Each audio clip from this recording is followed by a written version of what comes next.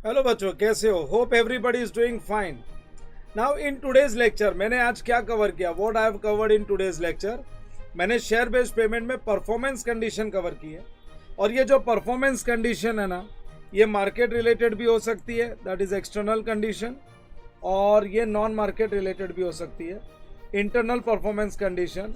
अरे internal performance condition का मतलब है हम लोग अभी क्या है, सर्विस कंडीशन के साथ along with service condition, employees को 3 साल सर्विस में तो रहना ही है, लेकिन साथ में परफॉर्म करके दिखाना है।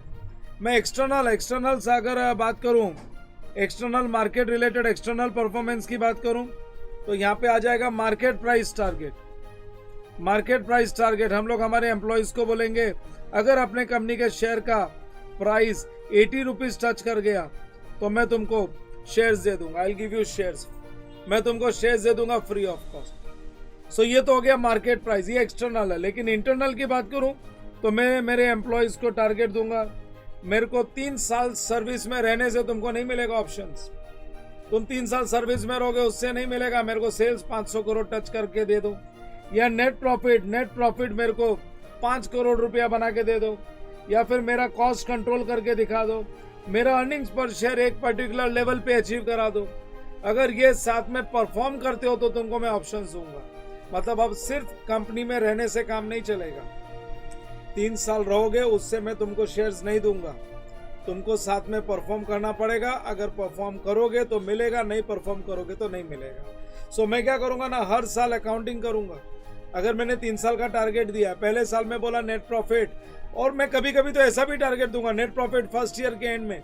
अरे फर्स्ट ईयर के एंड में नेट प्रॉफिट तुम मेरे को इतना करके दे दो, चलो 20 लाख रुपए का नेट प्रॉफिट बना के दे दो। फर्स्ट ईयर के एंड में टारगेट पूरा नहीं हुआ, अगर हो जाता तो फर्स्ट ईयर में ही दे देता था मैं तुमको शेयर्स।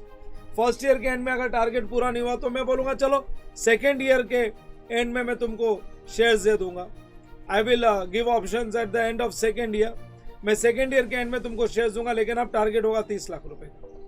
और थर्ड ईयर का एंड, अगर सेकेंड ईयर में भी नहीं हुआ तो चलो थर्ड ईयर में 50 लाख का नेट प्रॉफिट कर दो।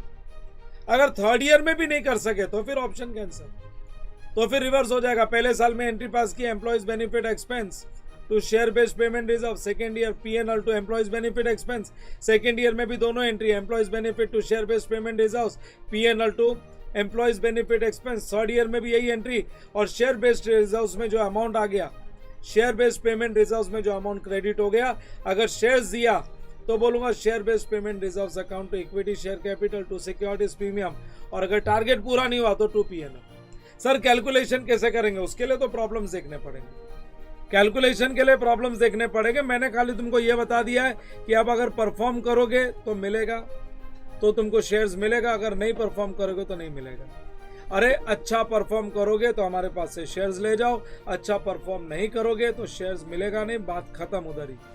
सो याद रखना, अब एम्प्लॉयज को बेनिफिट तभी मिलेगा जब वो परफॉर्म करके बताएगा, खाली उसको कंपनी में रहने से नहीं मिलेगा। So along with service condition performance condition भी आ गई, परफॉर्मेंस कंडीशन भी आ गई। और जब हम प्रॉब्लम सॉल्व करते हैं, इससे रिलेटेड हमने कितने क्वेश्चन सॉल्व किए, देखो इससे रिलेटेड हमने काफी सारे क्वेश्चन सॉल्व कर दिए आज। हमने क्वेश्चन नंबर 6 से लेके क्वेश्चन नंबर 10 तक सॉल्व किया। क्वेश्चन नंबर 6 से लेके क्वेश्चन नंबर 10 तक इसी से रिलेटेड क्वेश्चन है। सो कर लो प्रैक्टिस, ठीक है ना।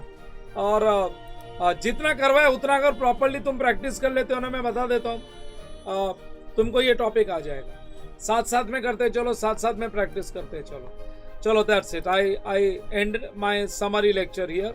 Bye bye, take care.